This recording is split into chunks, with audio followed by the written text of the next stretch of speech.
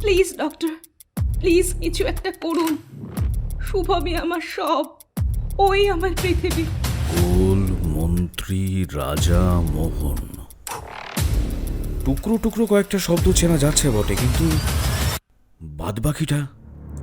গানের রেওয়াজটা কিন্তু এখানে দিব্যি হবে। এরকম অদ্ভুত ভাষা কখনো শুনিনি। উড়াদো চারক। মুম্বাইয়ের মাটিতে জাদু আছে, হাওয়ায় ভাসছে স্টারডমদের গন্ধ। স্টারডম। ওম মহাজালয়ে বিদ্মহে অগ্নিমধ্যায় ধীমহি তন্নো অগ্নি প্রচোদয়াৎ। ওম স্বাহা। এখন শুধু অপেক্ষা, শুধু একটা সুযোগের অপেক্ষা। বিজ্ঞান আর কুসংস্কার কি থাকতে পারে হাত ধরাধরি করে? ডাক্তার আর তান্ত্রিকের সহাবস্থান কি সম্ভব? কি বললেন? উত্তর হ্যাঁও হতে পারে, আবার নাও। তাহলে শোনা যাক আমাদের আজকের গল্প কি বলে। আমাদের আজকের নিবেদন পেশায় আইআইটি প্রফেসর আর নেশায় লেখক। সায়ং তরির লেখা গল্প সংকুলান। গল্পটি বিভা পাবলিকেশন থেকে প্রকাশিত আগামী কলিং বইটির অন্তর্ভুক্ত। গল্পটির অডিও রূপান্তর করেছেন অনিমেষ প্রামাণিক। গল্পের সূত্রধার ও গল্প পাঠে আমি কৌশিক। শুরু হচ্ছে আজকের গল্প সংকুলান।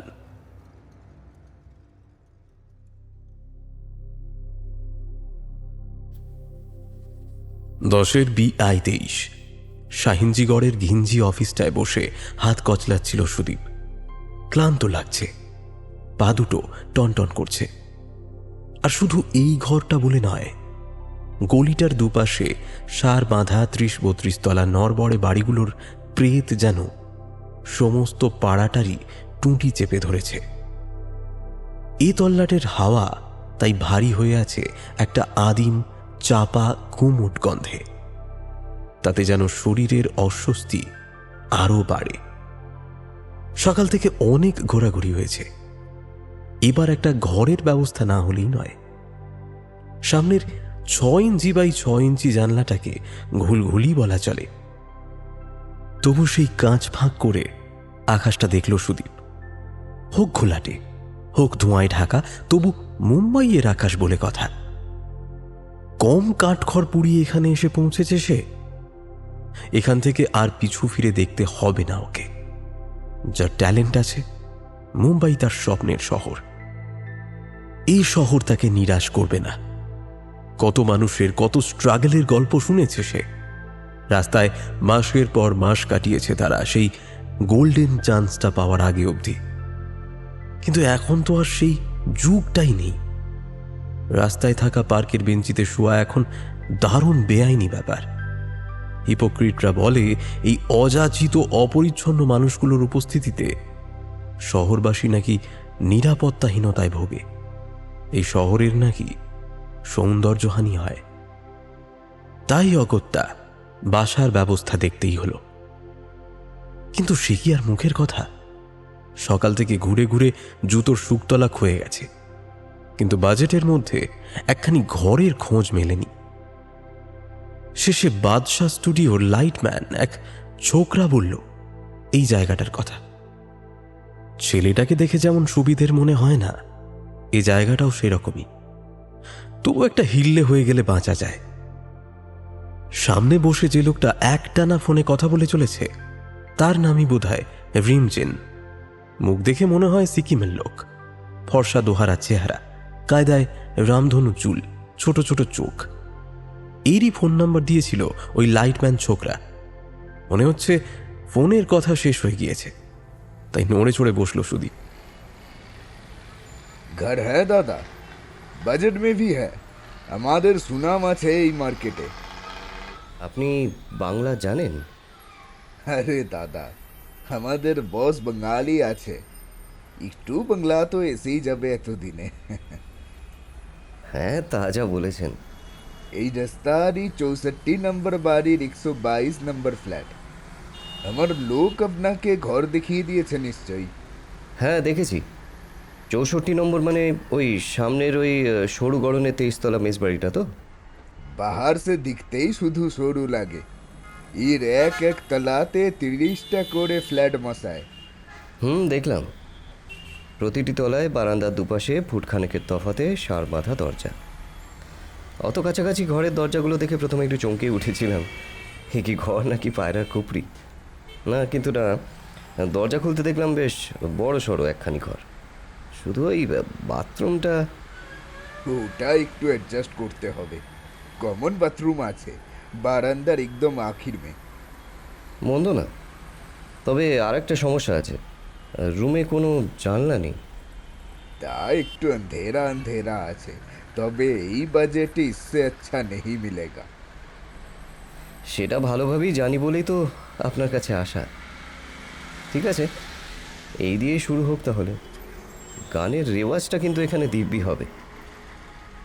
একদম শুরু করে দিন আপনার স্বপ্নों की उड़ान। মুম্বাইয়ের মাটিতে জাদু আছে, হাওয়ায় ভাসছে স্টারডমদের গন্ধ। স্টারডম, ঠিক। এখন শুধু অপেক্ষা, শুধু একটা সুযোগের অপেক্ষা।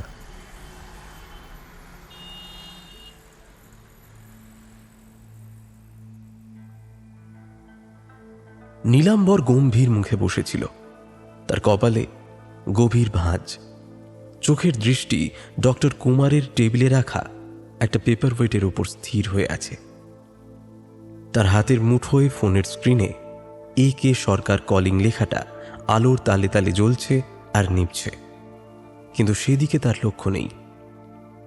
নীলাম্বরের পাশের চেয়ারে অমৃতা, তার চোখের কোণে টসটসে একখানি জলের ফোঁটা আলতোভাবে ঝুলে রয়েছে। তার দুহাতের আঙুলগুলো ঠোঁটের কাছে জড়ো হয়ে আছে পরস্পরকে আঁকড়ে ধরে। ওদের একমাত্র ছেলে শুভম, এই তো মাস চারেক আগেই 6 পড়েছে। দুরন্ত হাসি খুশি প্রাণচঞ্চল আনন্দে ঠাসা শুভম, বিনা মেঘে বজ্রপাতের মতো এ কি জটিল অসুখ তাকে ধরল, আর এভাবে হঠাৎ। হ্যালুসিনেশন, স্কিজোফ্রেনিয়া, ডিলিউশন, এসব তো সিরিয়াস মানসিক সমস্যা। ওইটুকু মানুষটার মাথার মধ্যে কি এমন কষ্ট জমা হলো, কি এমন উদ্বেগ সে মনে চেপে রাখলো যে এমনটা হলো শেষে। অথচ ডক্টর কুমার তাই বলছেন। শুধু মুম্বাই কেন, সারা দেশে সাইকিয়াট্রিস্ট হিসেবে তার সুনাম অগ্রাহ্য করার ক্ষমতা কারও নেই। আজ লন্ডন, কাল সান ফ্রান্সিসকো, পরশু বেজিং করে বেড়াচ্ছেন তিনি, শুধু কনসালটেশন আর রিসার্চের জন্য। বহু কষ্টে সেজো মামার জামাইয়ের কন্ট্যাক্ট ভাঙিয়ে এবং ভালো মতো গাঁটের কড়ি খসিয়ে আজকের অ্যাপয়েন্টমেন্ট জোগাড় করেছে নীলাম্বর। এটুকু করতে হয়েছে বই কি। শুভমের জন্য এটুকু না করলে এত বড় ব্যবসা, এত রোজগার, সেলফ মেড বিলিয়নিয়ারের অহংকার সবই যে অর্থহীন হয়ে যায়। রিন রিন করে কাঁপন তুলে নীলাম্বরের হাতে ধরা ফোনটা আবার বেজে ওঠে। স্ক্রিনে সরকারের নামটা আবার জলজল করে ওঠে। লোকটা অনেক ছোটাছুটি করেছে আজকের অ্যাপয়েন্টমেন্টটার জন্য। 14 বছরের বিজনেস পার্টনার শুধু নয়, সরকার ওদের আপনজনের বাড়া। নিশ্চয়ই দুশ্চিন্তা করছে বেচারি, কিন্তু এই মুহূর্তে কথা বলা সম্ভবই নয়। হাতের ইশারায় ফোনটা কেটে দেয় নীলাম্বর। সত্যি বলতে কি, সমস্যাটা যখন শুরু হলো তখন অমৃতার অভিযোগ আর সরকারের দুর্ভাবনা সত্ত্বেও নীলাম্বর ভেবেছিল এসব নিতান্তই জল্পনা। ডক্টর কুমারকে বেছে নিয়েছিল সেজন্যই, যাতে এই শুরু আর এই শেষ হয়। ছুতোর ঠুকঠাক নয়, কামারের একঘা দিয়ে ডক্টর কুমার নিশ্চয়ই অমৃতার সন্দেহগুলোকে অঙ্কুরেই বিনাশ করবে, এই ছিল তার বিশ্বাস। কিন্তু হয়ে গেল উল্টোটা। আজ চেম্বারে ঢুকতেই ডক্টর কুমারের থমথমে মুখই বলে দিচ্ছিল যে খবর ভালো নয়।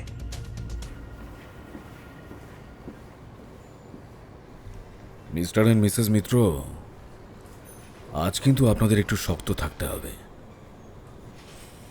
দেখুন, একজন সৎ ডাক্তার হিসেবে আমার কর্তব্য হলো আপনাদের সত্যিটাকে পরিষ্কার করে খুলে বলা। আর I am very sorry, but I don't think আজ আমি খুব একটা আশার কথা আপনাদের শোনাতে পারবো বলে। Anything serious doctor?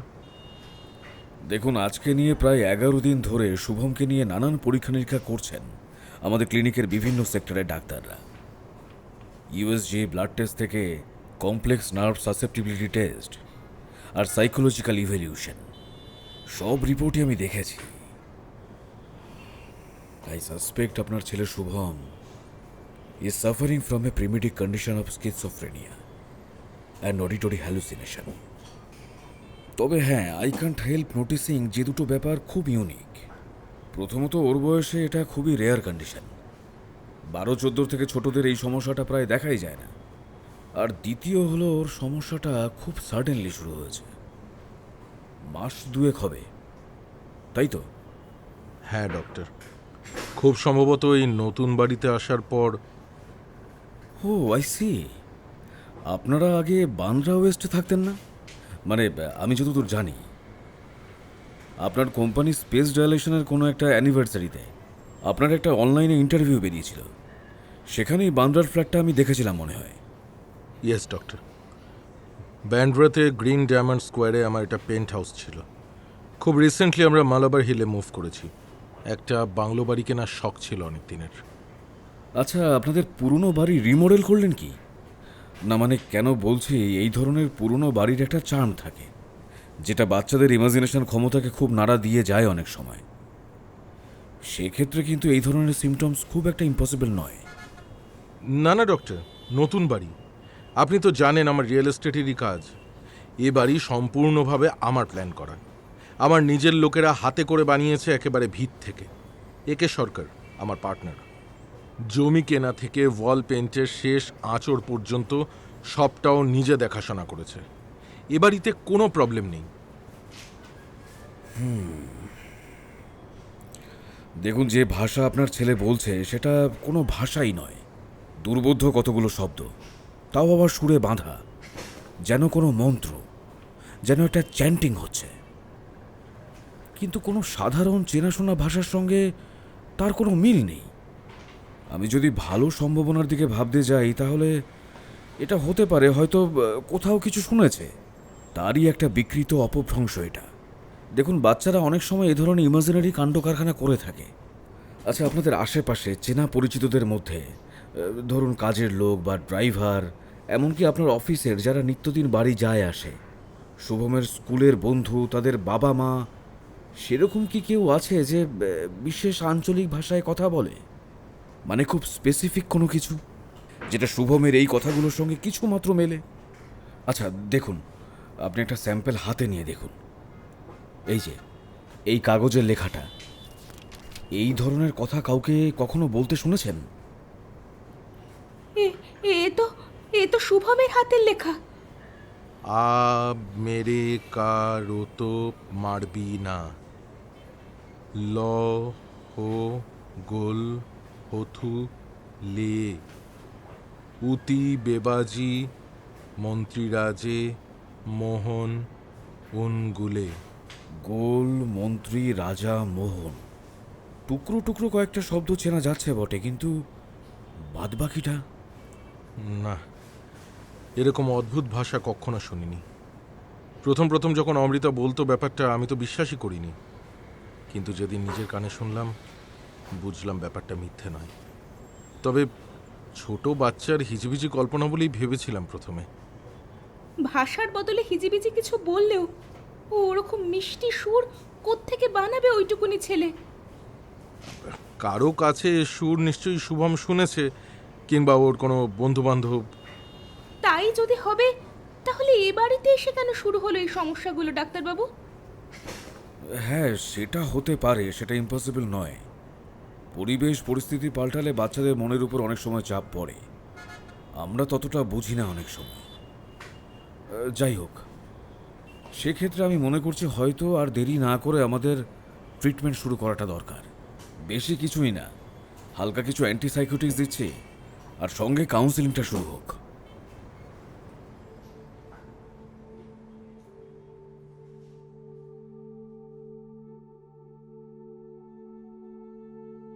গাড়ির কাছে পৌঁছানো পর্যন্ত অমৃতা নিজেকে ধরে রাখল অনেক কষ্টে। নীলাম্বরের এই মিথ্যে নির্দোষ সেজে থাকাটা ও আর মেনে নিতে পারছিল না। ডক্টরের 18 তলার চেম্বার থেকে লিফটে নামতে নামতেও নীলাম্বরের এক মনে হাতের ফোনে মেসেজ টাইপ করার ঔদাসীন্য তার যেন সহ্যের সীমা ছাড়িয়ে গেল। বাইরে ততক্ষণে অন্ধকার নেমে এসেছে। সেই অন্ধকার পায়ে পায়ে ঢুকে পড়তে লাগলো ওদের দুজনের মধ্যেও। গাড়িটা বড় রাস্তায় ওঠার পরেও নীলাম্বর মুখ খুলল না। হাতের মেসেজ টাইপ চলছে।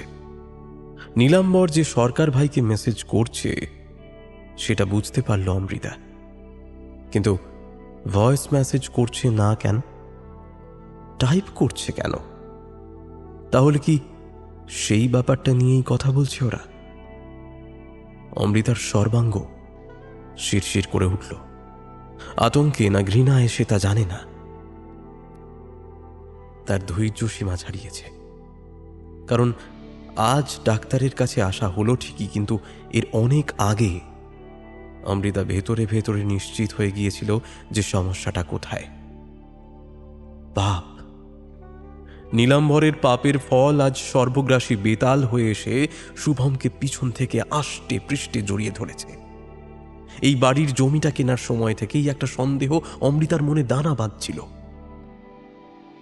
প্রায় 1.5 বছর আগের সন্ধেবেলায় নীলাম্বর আর সরকার ভাইয়ার আলোচনার থেকে হঠাৎ কানে আসা সেই ভয়ানক শব্দগুলো অমৃতা প্রায় ভুলতে বসেছিল।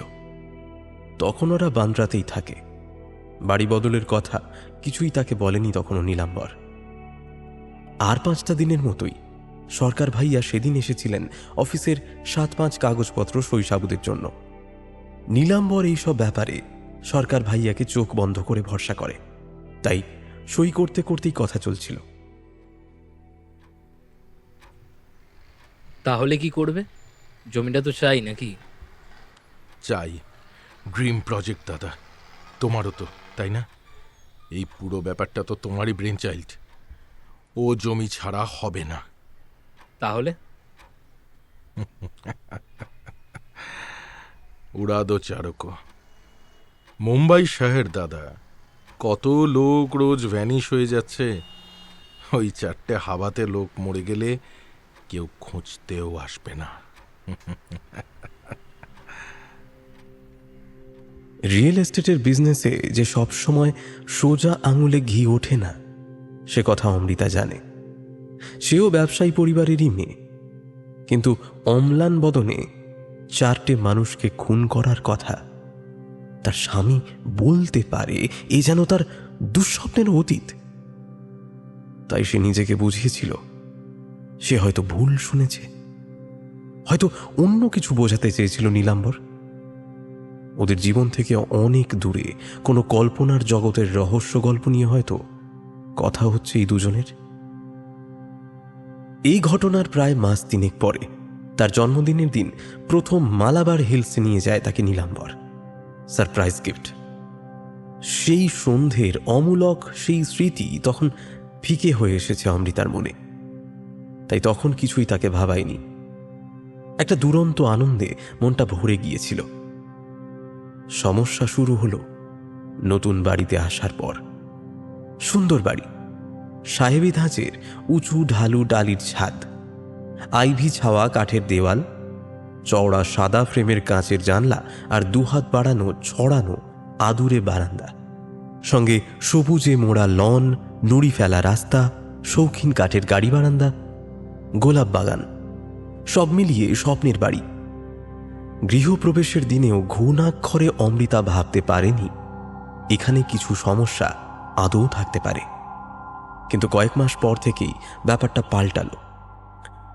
একটা অদ্ভুত অস্বস্তি যেন অমৃতাকে ছুঁয়ে যেত কখনো কখনো। সব সময় নয়, সব জায়গাতেও নয়, বিশেষ বিশেষ কিছু জায়গায়। 3 তলার সিঁড়ির অন্ধকার কোণটায়, 1 তলার পশ্চিম প্রান্তের সার বাঁধা কাবার্ডগুলোর কাছে, স্টোর রুমে। দিনের বেলাতেও যেন একটা অস্বস্তি নিজের উপস্থিতি তাকে জানান দিয়ে যেত। রাতের দিকে আবার কোনো কোনো দিন ফিসফিসানির মতো শব্দ শুনেছে সে। কারা যেন কথা বলছে, কখনো রাগ করছে, কখনো হাসছে খিলখিল করে। ধীরে, খুব ধীরে, খুব চাপা গলায় তারা কি যেন ষড়যন্ত্র করছে। রোজ নয়, মাঝে মাঝে তারা কথা বলে। আসলে এত আস্তে শব্দগুলো হয় যে মনটাকে শক্ত করে ভাবতে গেলে মনে হয় হয়তোবা হাওয়ার শব্দ। এই প্রাসাদের মতো বাড়ির জানলা দরজার মানচিত্র এঁকে হাওয়া হয়তো যাওয়া আসা করছে। অমৃতা আর ভাবেনি। শব্দগুলো আস্তে আস্তে যেন মিলিয়ে গেছিল। কিন্তু প্রথম যেদিন অমৃতা শুভমের মুখে ওই অদ্ভুত গান শুনল, সেদিন তার বুক দুলে উঠেছিল। শুভম সেদিন নিজের ঘরে দরজা ভেজিয়ে খেলা করছিল। খেলার মাঝে আপন মনে নানা কথা বলে সে, কিন্তু একটা মিষ্টি গানের সুর, সেইটা শুনে উকি দিয়ে অমৃতা দেখে শুভমের ঘর খালি। চমকে ওঠে সে, ছিটকে ঘরের মধ্যে চলে আসে। কিন্তু শুভমের গলা তবে শোনা যাচ্ছে কোথা থেকে। দ্রুত ঘরের চারপাশে চোখ বোলাতে খাটের তলা থেকে ছোট্ট ছোট্ট দুটি পায়ের পাতা চোখে পড়ে। শুভম খাটের নিচে শুয়ে আছে।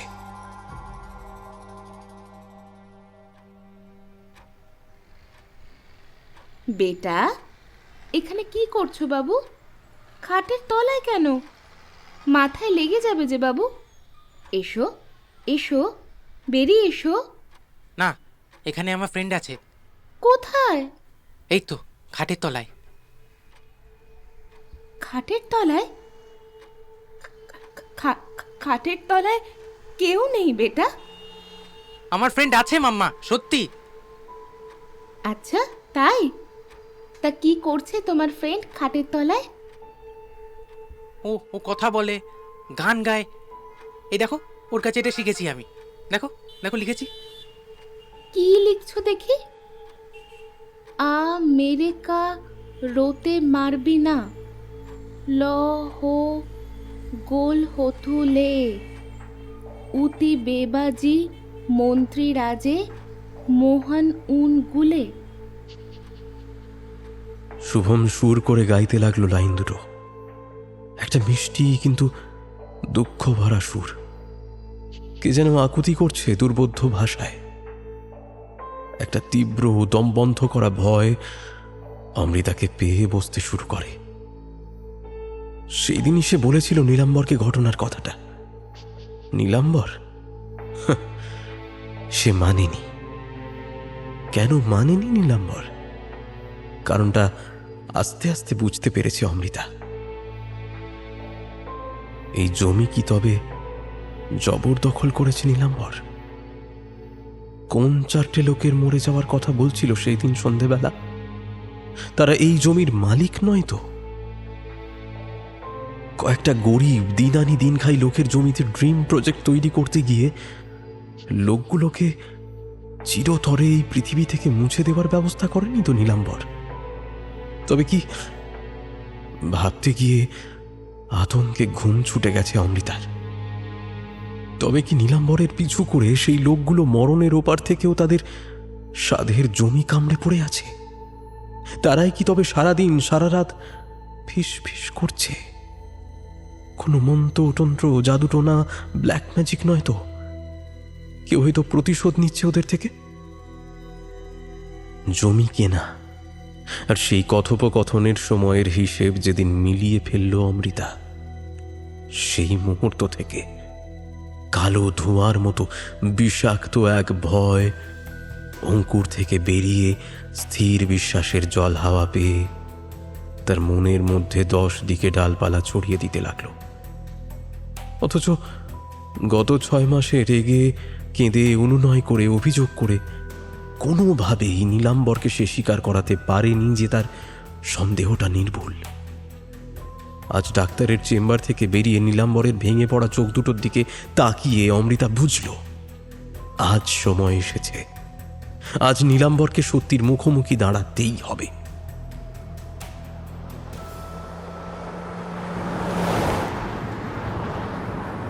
তুমি কি কিচ্ছু বলবে না এখনো? এখনো অস্বীকার করবে? শব্দগুলোর মধ্যে এমন কিছু ছিল যে তা নীলাম্বরের অন্তরাত্মাকে কাঁপিয়ে দিল। গাড়ি অটো মোড়ে করে দিয়ে সে চোখ বন্ধ করল। কি বলবে সে অমৃতাকে? কি করে বোঝাবে?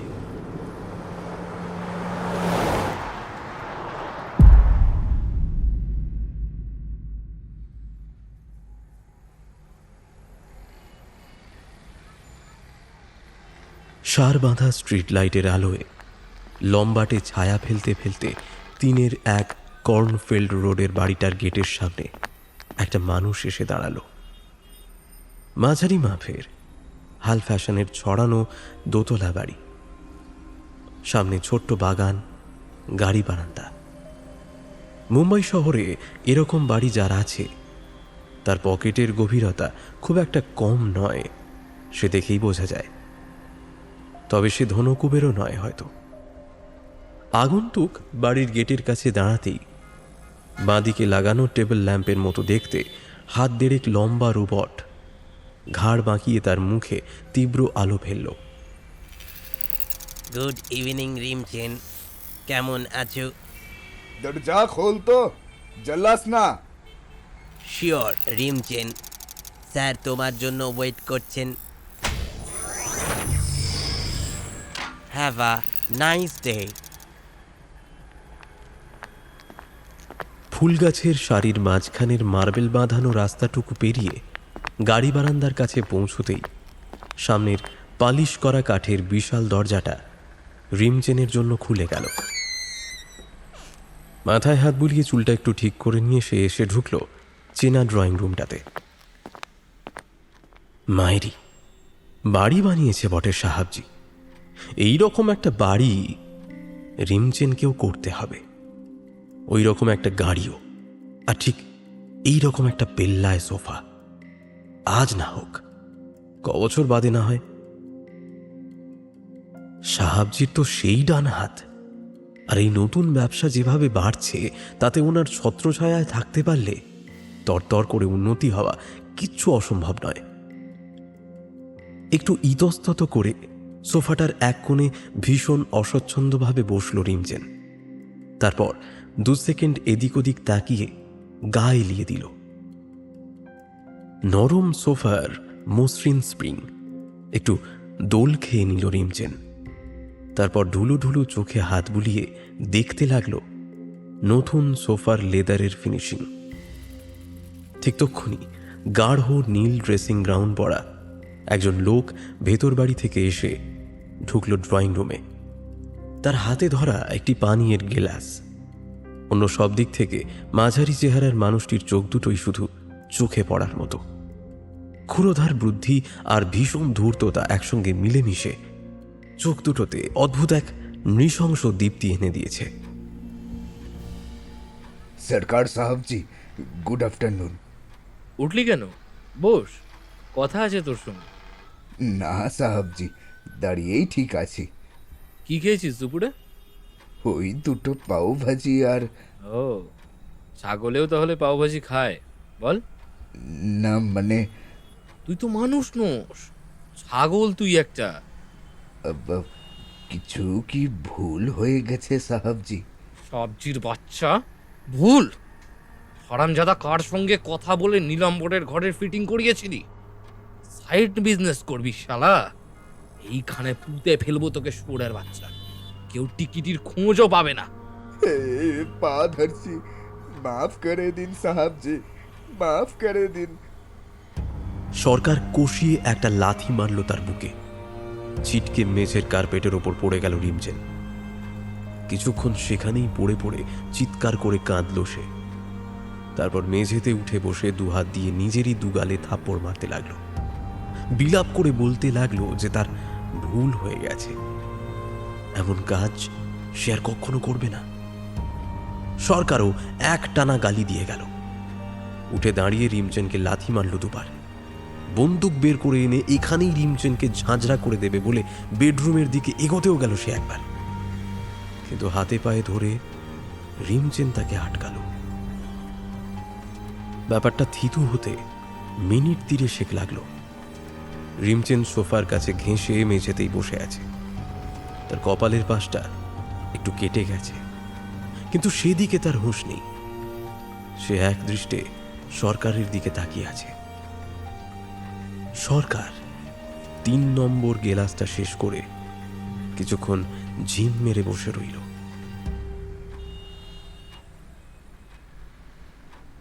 আমার আইডিয়া, আমার বিজনেস, নীলাম্বর কি জানেটা কি? হ্যাঁ, আইআইটির ওই হাবাতে প্রফেসরটা কোয়ান্টাম ন্যানো আর্কিটেকচার না কি যেন পড়ায়, সে যখন স্পেস ডাইলেশনের রাইটটা বেচতে এসেছিল, নীলাম্বরের তখন কতই না আপত্তি। এটা দিয়ে কি হবে, কি লাভ হবে? শালা মাথায় কিছু আছে ওর?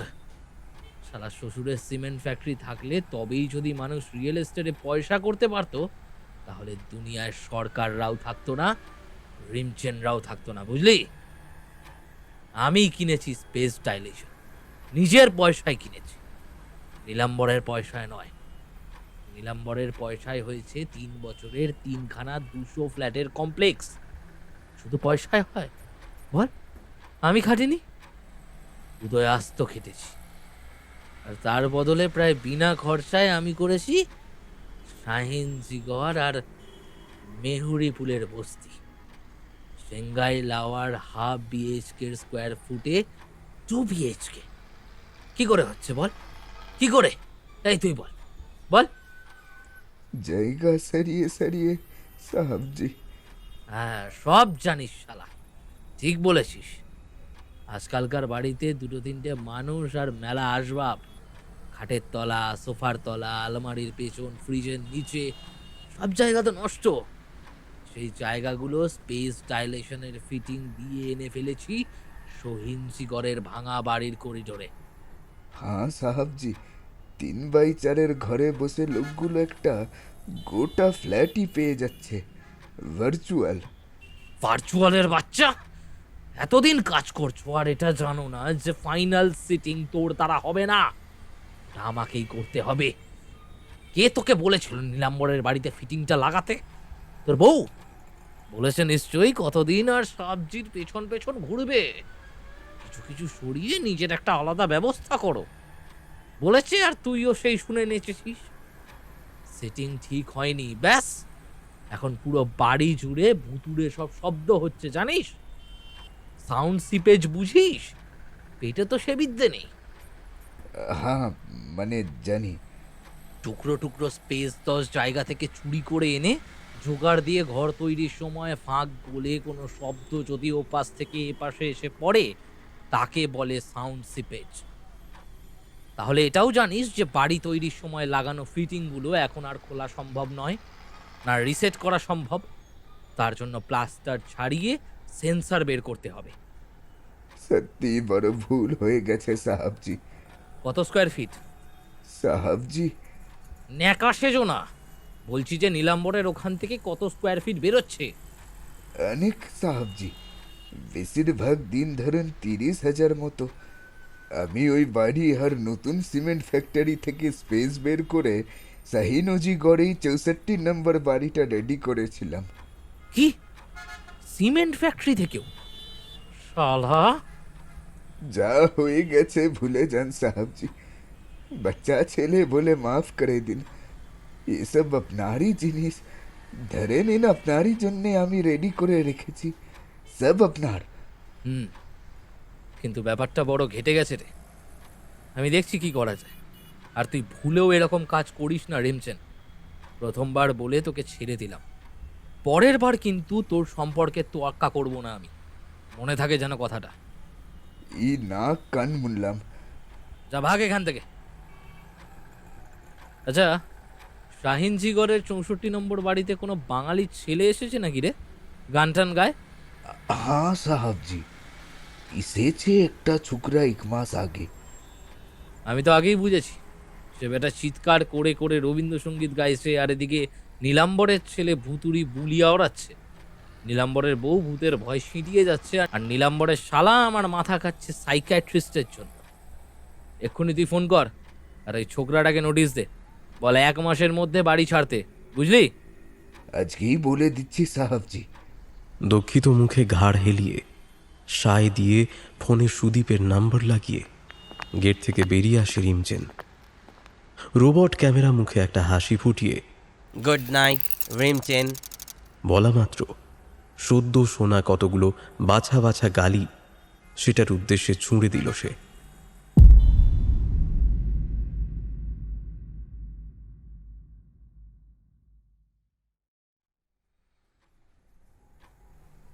বাড়ির ভিতর আরো আধ ঘন্টা সোফায় বসে চিন্তায় শান দেয় সরকার।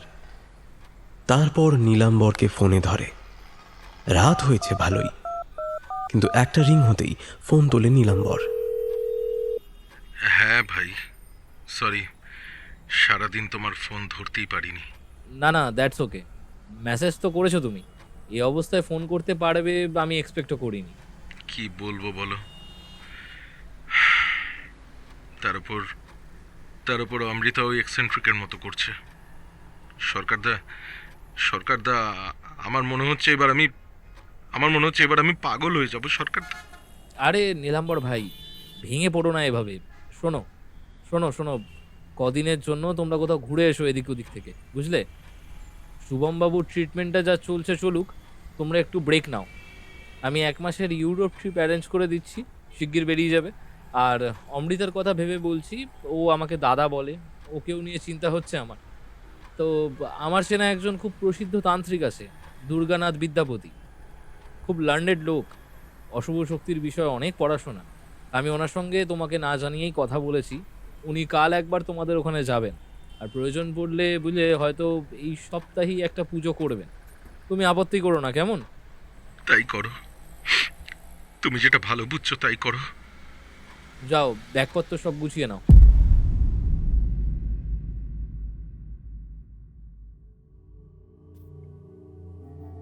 ওম মহাজালয়ে বিদ্মহে অগ্নিমধ্যায় ধীমহি তন্ন অগ্নি প্রচোদয়াৎ।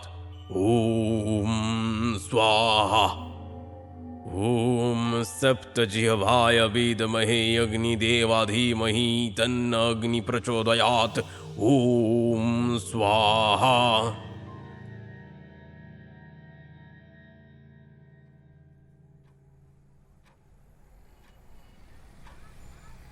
এই তান্ত্রিকের প্ল্যানটা কিন্তু খাসা সাহাবজি।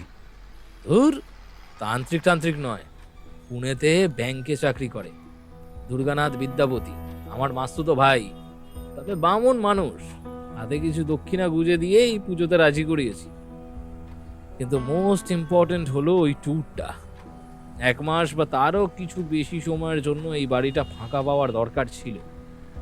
এবার যুদ্ধকালীন তৎপরতায় সব কটা সেন্সরের সেটিং ঠিক করে ফেলতে হবে। হয়ে যাবে সাহাবজি, আমি অলরেডি লোক লাগিয়ে দিয়েছি। এবার হতভাগা ওই গায়কটাকে বিদায় করতে হবে। যত্তসব অন্ধকার ঘরে বসে দেওয়াল ফুঁড়ে ছেলে মানুষের বাচ্চা ধরে তাদের রবীন্দ্রসঙ্গীত শেখানো হচ্ছে কি না। আমাকে কারোর তোমার বিনা লহ গো লহ তুলে উঠিবে বাজি তন্ত্রী রাজি মোহনাঙ্গুলে। ন্যাকা। যত্তসব।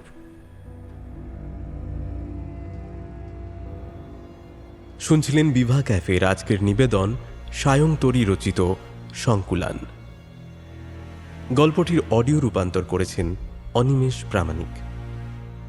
গল্প পাঠ তান্ত্রিক ও রোবটের চরিত্রে আমি কৌশিক। অন্যান্য চরিত্রে অভিনয় করেছেন শুভদীপ্ত, হ্যাপি, মলয়, অভিষেক দেবরায়, মৌটুসী, ডাবস্টার নীল এবং Sourav Roy. Cover design Dipak Adhikari. Sound design Shadow. পরিচালনায় টিম বিভা ক্যাফে। পরিবেশনা ও প্রযোজনায় বিভা পাবলিকেশন। গল্পটি ভালো লেগে থাকলে শেয়ার করতে পারেন আপনাদের পরিচিত মহলে এবং কমেন্ট করে জানাতে পারেন আপনাদের কেমন লাগলো গল্পটি। পরবর্তী গল্প নিয়ে ফিরছি খুব শীঘ্রই। ততদিন ভালো থাকুন এবং শুনতে থাকুন বিভা ক্যাফে, গল্প শোনার সঠিক ঠিকানা।